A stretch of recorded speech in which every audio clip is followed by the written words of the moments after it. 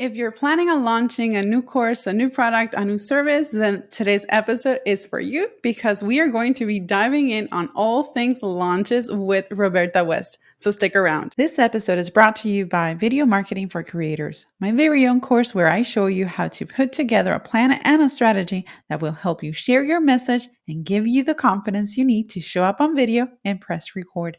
Visit focusandbloomstudios.com, learn video to get started. That's focusandbloomstudios.com/learn video.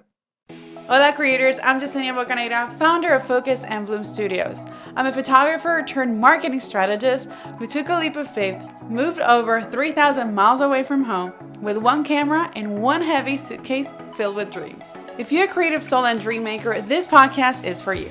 Here I share actionable tips and tactics on marketing, business, and mindset to help you grow and up-level your business with purpose and lots of joy, one action item at a time. Get comfortable and let's get started. This is the Focus and Bloom podcast.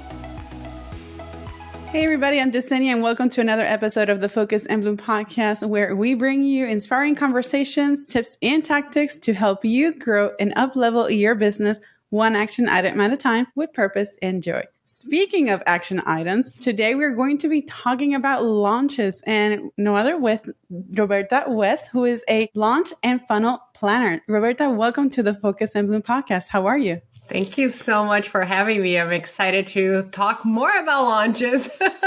Yay! All day, every day. Love it. Love it. Okay. So Roberta, before we dive into launching, can you tell us a little bit about you and what you do and how you got started as a launch and funnel planner? Yeah, absolutely. It was, as most stories, I guess, it was totally by accident, right? A few years back, I had a corporate job and a small kid at home, and I opened a design and brand styling business, and I had so very little time, right? So I started creating those mini courses or, workshops to kind of help me get my clients ready for our photo shoots and branding projects, as well as like when I had a shop, a lot of people asked me how to do it, and I didn't have the time to really put together any more service. I didn't have any more hours to give. So out of necessity, I kind of started creating courses back when courses were not that that mainstream. And when it came time to pick one or another and go full time into my business, I really decided to plan to merge, what I did on my corporate career as a launch planner, for big corporations together with this, love for courses and digital launches that I had developed through my own business. So last November, I just merged those two lifestyles into what is now Roberta West and the Launch Kits Co., like the whole line. I think I'm expanding into a whole line of products for launch planning.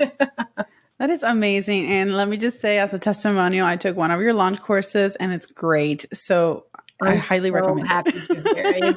It's the best feedback is always always you're proud of what you create. Obviously, like you want to, make a great sales page. You want to have, a great experience. But when people really say that they learned it and they loved it and they go back in and they are always kind of going back and retaking it, I think is the best compliment. And to me too, like we were talking just before, one of the main promises of Launch Plan in a Day, right? The course you took is really about making it easy and making it fast, right? It's not something that you take 6 months to learn, because launch planning it's not the end goal, right? Like nobody other than me, nobody's goal is to plan a launch, right? You're launching something. So I try to make it as fast and easy as possible. So you guys can all focus on your zone of genius and your, in launching your course and getting more people into your own courses. I was very excited to hear that you like it. Yeah, absolutely. And okay, so let's launch into launchings or launches. Oh my gosh. Okay, so there are so many things we can talk about when it comes to launches, but let's start with, how do we really determine the product or the service that is best for us, for our business to launch? Yeah, I really love this question because there is no right answer, right? When I think we get stuck on this decision quite a bit, and I've done it so many times, because we believe there is a right thing to launch and a wrong thing to launch, right? When in fact, launching something new, a service, or even a freebie, an opt-in, like that's a launch, right? For someone that never done anything, this is a launch on its own. And launching is part of this journey to find the perfect offer, to find the one thing that helps people, makes us money, and we also love doing it. So it's a journey into it. Now, that said, I think there are some questions that can guide and help you answer and figure it out the next thing that you should launch, right? So first, I like to think about the time commitment, right?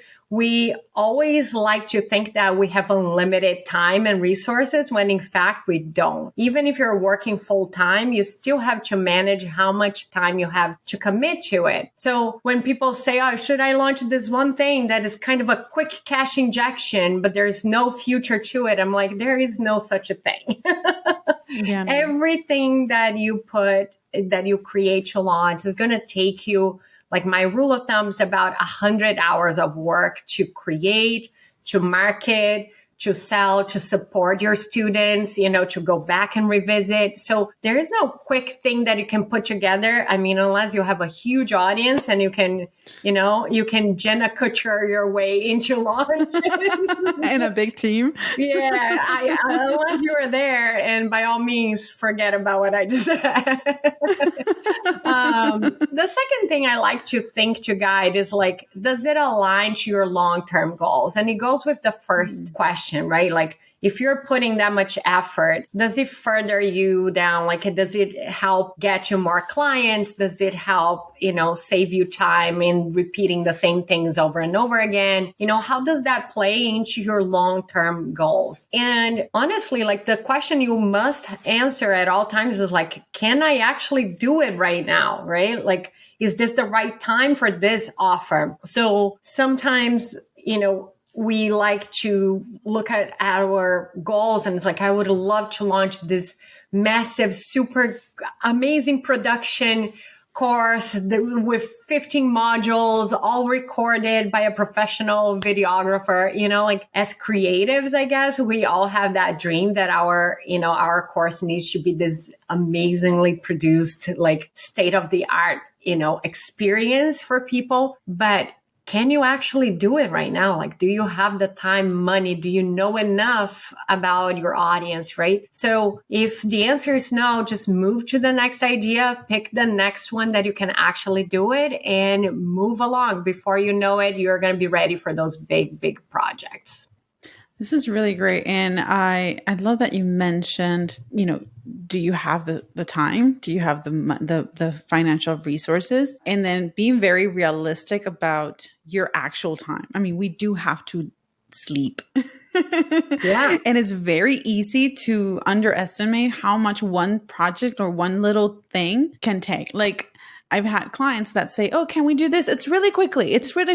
Yeah, sure. It might seem quick, but there's a lot of things that go in the back end. There's a lot of processes that go for that little thing to happen and actually be a little thing. Yeah, no, I think this is it. And we do to ourselves more so than we do with clients, right? Sometimes we're good at saying no to the clients, but to ourselves, when it's like something we really want, it's so hard to say no, right? And say, you know what? It's not the right time for me. And we forget that we need to sleep, that we have to every now and then, take a longer shower or go outside and see people. So I think there is this you got to be honest to yourself before you commit to something that you cannot carry through. And you, as my student, you probably heard me saying this a million times, like a perfect plan is the one that you actually execute on, that you can actually make, right? No matter, like, you can make this amazing vision that, a team of 50 cannot put together. So that's an unrealistic expectation. And all you're doing to yourself is kind of like getting yourself into a bunch of things that are not gonna generate anything. They're not gonna create anything for you. So creating the steps are sometimes more important than just the final vision. I like that. And setting that realistic expectation for ourselves. If we don't set realistic expectations, we might just end up feeling defeated and like, oh, I can't do this. Oh, I'm not going to do it anymore. It's too much. That's when overwhelm really sets in, right? It's like too much, too many things. Everything is due this week. And yesterday. How do you do it, right? Like you just quit. Yeah, exactly. And that's not really why we're in this journey of entrepreneurship. We need to acknowledge ourselves and be mindful of that in our actual time, actual available time. Yeah. So once we have the idea, where should we start in this whole planning process? Yeah. So I love that as well, because obviously, like, I love a good plan, but planning is just the steps. It's just kind of this clarity and roadmap to your end goal, how you're going to reach those goals, how you're going to actually launch, right? So I would hate for anybody to get caught up trying to create a perfect plan. And instead, I recommend you really start small, right? A few steps with a few due dates that you actually line up and do it. They're so much more important than a 3,000 task, massive plan that you can't even get started, right? So set the realistic goal works for your planning as well. If you never put a plan in place, definitely start small, start getting into the habit of making those goals and making those tasks, and not just getting overwhelmed with like just putting them in a piece of paper or in a planner. And start with the milestone. Start with the most important things, like when is your freebie needs to be out there so you can start collecting leads, right? And attach to those dates and just make it. Like, don't look further. Don't look for other things. Just commit to that, the next milestone that you have ahead, and just focus on that. I think this is really critical to start tackling one thing at a time instead of looking at this massive plan and saying, I'm never going to do this. And I'm also a big fan of not starting from scratch, because I'm in a template mode. Everything in my business runs on templates, at least the very first start. And then you obviously like bring your own to it. So that's why I created Launch Plan in a Day. I know that planning is not what you guys should be focusing on. So I wanted to create something that is easy and just plug and play, and you get moving fast. I love it. And I'm a firm believer of SMART goals system. Like if you or anybody who's listening has heard one of my podcast episodes where I'm talking about SMART goals or smarter goals, I'm all about that, because we have so many goals in 1 year, but we only have 12 months and only 4 weeks for those months. So we just need to like start small. We do have that big picture, but we can't jump or leap to that big picture goal. We need to go baby steps. So it's like you say, start small. If your first thing is to collect emails so that you can pre-sale, then what do you need to do to make that happen? Then you need to create a lead or something to start collecting those emails. And that is your first smaller goal. Yeah, you can always add to the plan. Like, it doesn't need to be perfect at first, but the hardest part once the plan is created is to actually go in and slash and take tasks out. So I would rather you start small and build up than, just start with something massive and then have to make hard decisions on what you cut. Absolutely. Okay. So there are several ways to launch a new product. Some of this are typically like a webinar or a challenge, which we probably have seen a lot. So what other ways or approaches can we take when it comes to launching, or like what are the pros and cons to that? Yeah, so I always done my own launches in different ways, right? Like always experimenting with different ways. And there's so many strategies you can pick from. Like you can create a video series, you can give little sneak peeks of your what's coming, right? And kind of drip that content, week by week. You can do a true workshop, like not a webinar style, but a true workshop that gives the first step on your process, on your course, and get people to really learn and experience what's learning from you look like, right? You can do email only launches and etc. There's so many ways, like it's only open to your imagination, whatever you can come up with. And the pros and cons really depend on your own strengths. So like the best way to launch is the one that you feel super confident and where your people are. Like there's no other way to say the pros and cons, right? If your people don't open emails or don't open your emails, I would say this is a big con for email launches, right? So it really depends. The strategy you should pick really should be based on those two pillars, right? Are you good at this? Like, can you confidently, because selling is not it doesn't come easy to everybody, right? Most people are going to struggle with that pitch and asking people to buy their course. So you got to do it in a way, in a format that you feel more confident, because if you don't trust your product, you don't trust your course, you don't have that certainty, that reliability in your voice, very hard to sell anything.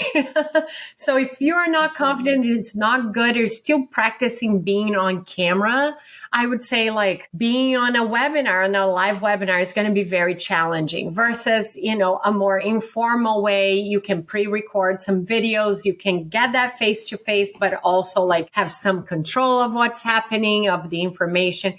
So it's all about your own internal, your own strengths coupled with where your people really are, because there's nothing more frustrating than just launch to crickets, right? Nobody is in the platform, or that's not how people are buying that kind of course or that kind of, offer. So how are you going to do it, right? Speaking to crickets is not a good idea. So you got to find, and there are ways to test that, but if you're starting from zero, again, I think some of us here might be starting from I have no audience and no email, no nothing, and you are caught into that trying to do everything.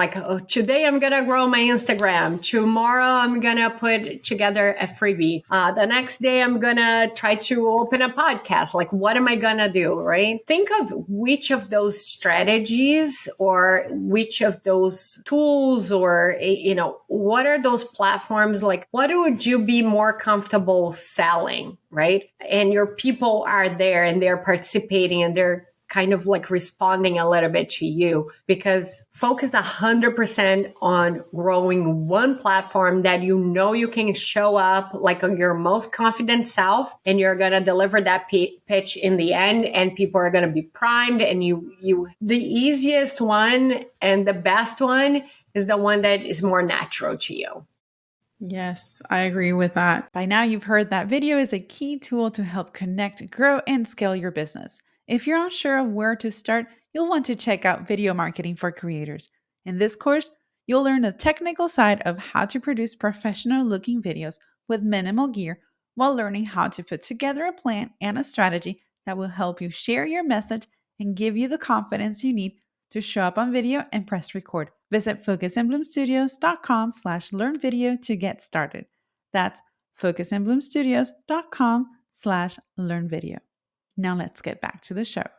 I love that you mentioned that while there are a variety of ways that you can launch, like the webinar or a live, or we talked about the challenge, that doesn't mean that any of those is the perfect one for that particular product. I mean, you could have 3 different launches in 3 different ways, because you did say that you do your own launches in a variety of ways. So you also have to test what works best with your audience, and you don't know until you try, of course. But try start by trying and doing that one thing that you feel strongest and more confident. Because then if you take away that, the level of that aspect of feeling confident doing whatever that is, then you're going to, then the next thing that you need to do to make that happen is going to flow a lot easier, a lot more naturally.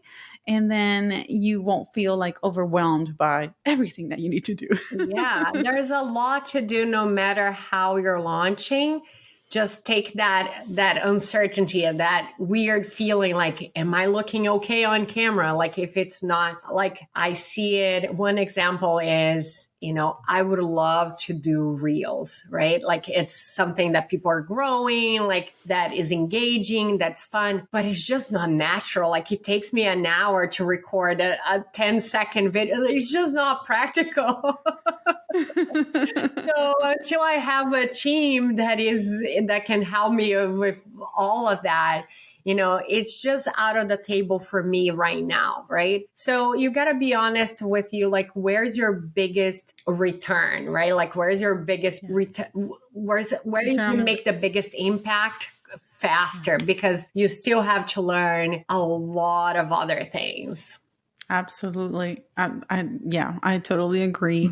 There's no one single launch that is exactly like the other. Even if it's your own business, like your own product, you have different products. So that's just finding the best way to that feels more organic and more natural to you. And then that would best present your product to your audience. Absolutely. Okay, so what if you don't have a big email? So you talked about doing launching on email, but what if you don't have a big email audience, or you have a small social media following? What are some is it still worth launching? The answer is yes. You learn so much about launching. Like when you are launching, you learn about your offer, you learn about how you present your message. You learn so much, even if you launch to crickets. Like I always say, launching is better than not launching, no matter what. But we always forget about the organic ways to launch, right? Someone just starting out should definitely still launch, but should focus on direct messages, personal emails, discovery calls. Those things that we traditionally use for service are still very valuable in the early stages of your course. And another great way that I've used in the past when I didn't have I didn't even know what a funnel was, didn't have like any knowledge on ads or anything to grow audiences for launches. Another great way is to share some graphics, like create some graphics and share with your network. Maybe some people that you are in a course together, or maybe some people that come on your podcast, or, that you're friends with in the industry. Create a little buzz, a little campaign that worked so well for me in the past. Literally, like people in the same networks that see your offer or your little graphic, like this course is open, multiple times from multiple people, are much more likely to buy, or at least, get involved in the launch, than someone that is just hearing from you or just seeing your ads so creating this little, like, quote unquote affiliate program, you know what I mean? You don't have to have anything fancy, just kind of like ask people if they can share at a certain date, at a certain time, if they can put on their stories. It's nothing that people cannot do and would be willing to do. I had several friends that did it for free, and like I did for them, and it all creates this nice, engaging, micro campaign that, boosts sales like nothing I've seen out there, especially if you have no list, no social following. Like as little as just a few calls can make a difference and can get you better results than bigger launches, to be honest. So yeah, some of those old school techniques of cold calling, they still work. They still work, DMs. They still work. Like anybody that comments on your post, go and have a conversation with them. You don't have to pitch right away, but it's a connection. It's someone that in the future can buy from you. And the thing is that the way that social media now is, people are craving that authenticity Yeah. over something super highly produced. Not that they don't value it, but especially Instagram, more specifically, gone are the days of the perfect grid, the beautiful perfect grid.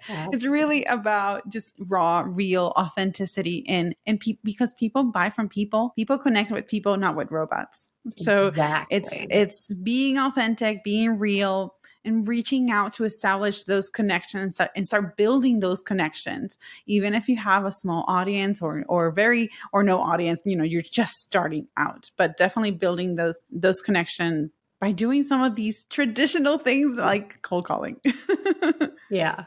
Yeah. We don't like to So think like, I think is a step that you go ahead and you think about scaling and growing before you even make that first sale, right? And it's so easy when we think about a course launch or a membership launch, like something that is one to many, that you actually are going to get many in the first go, right? And that's a misconception. Like you will have to grow that business and you have to grow those launches the same way that you do with service, the same way that you do with anything else in life, step by step. So don't get caught up in the numbers at first, right? Launching is still valuable. Even if you sell to no one, just have the expectations right. Like if you don't have any list or anything, or have never launched anything, it's going to be really hard to make big numbers, but just keep launching. They're going to get, you're going to get there.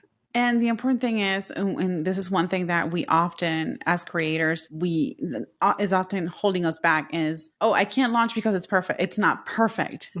Newsflash, nothing is perfect. Yeah.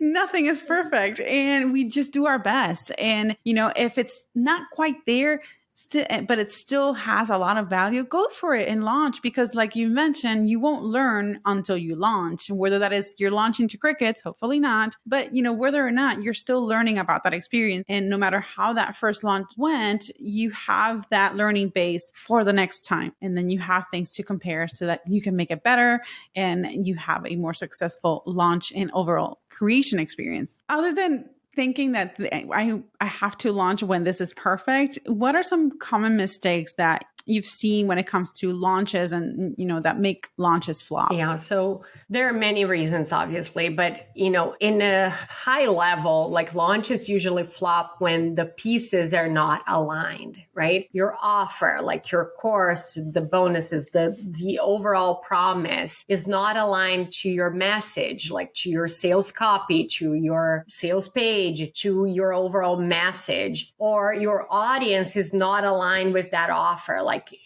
sometimes we create offers and we create courses from our own experience and from our own point of view. And sometimes the audience just doesn't want it. Like it's a true reason why, you can't sell. They don't want this way, or they don't want to, based on what you said, that didn't appeal to them. So all those pieces need to be aligned, right? So you can launch successfully. And this is for every level. Like there are launches. We obviously, when we are starting out, we're like, well, how can a $100,000 launch be a flop? But it exists, right? When you are at that level, if your previous launch was 200,000 and you go back and launch and you did 100,000, that launch flopped, right?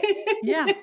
That launch flopped. When you think about it in that you scale. Didn't grow, you actually, decreased your results. So flopping, can happen at any level, multi-million dollars. Like it can happen and it happens. You just get better at it. Like you just get better at, turning it around and making something worth of it. But it's usually because one of those pieces are not aligned or all of them are not aligned. So take some time. Like my best advice for this, because it's kind of a very broad concept, like, okay, everything needs to be perfect, but take some time to test each part as much as possible, right? Before you come into a launch. The more you know about those pieces and how people will respond, the better for when it's go time and you're actually selling something and you're cart is open. So test your message with blog posts, free training. Honestly, like sometimes we close our eyes to results, like because we don't want to admit that it's not there, right? I've had trainings that I posted on social media, posted, like sent to my email. Nobody wanted to talk about it.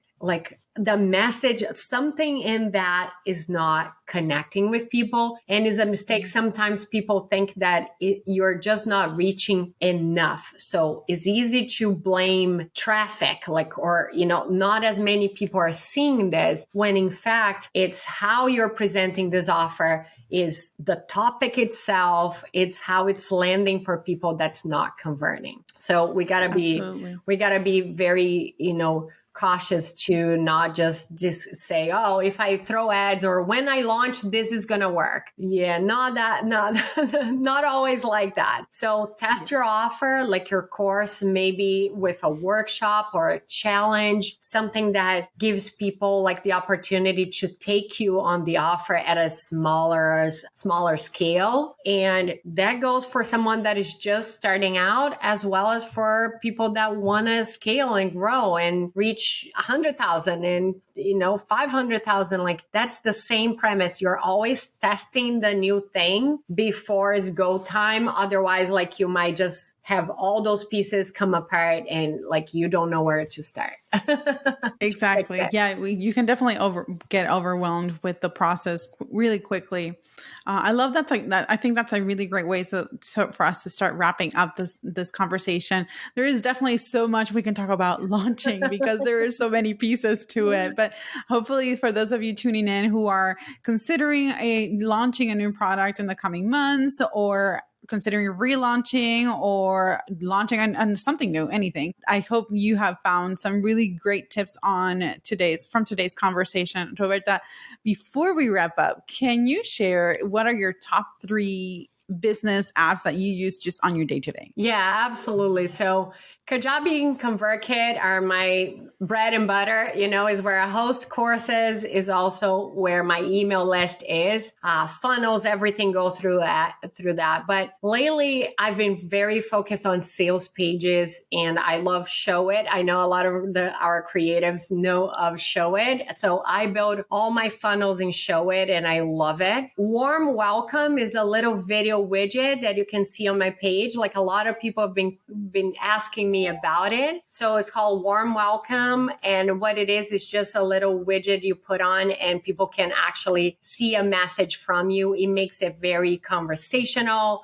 It makes people warm up to you. And I love Template Tribe as a membership because I always go back, like every time I'm creating something, I need a new template. I'm like, just go in there, grab it, what they have, put my colors on and I'm ready to go. So I'm all about the speed of things. Awesome. I love it. Well, Roberta, thank you so very much for joining me on today's podcast episode. For those of you who are listening, thank you so much for tuning in, whether you are watching on YouTube or tuning in on your favorite podcast episode. So don't forget to subscribe and leave us a review so that to let us know what type of topics you liked for us to bring forth and share with you. Again, Roberta, thank you so much. And everybody, thank you. And don't forget to subscribe again. And I'll see you on the next episode. Take care.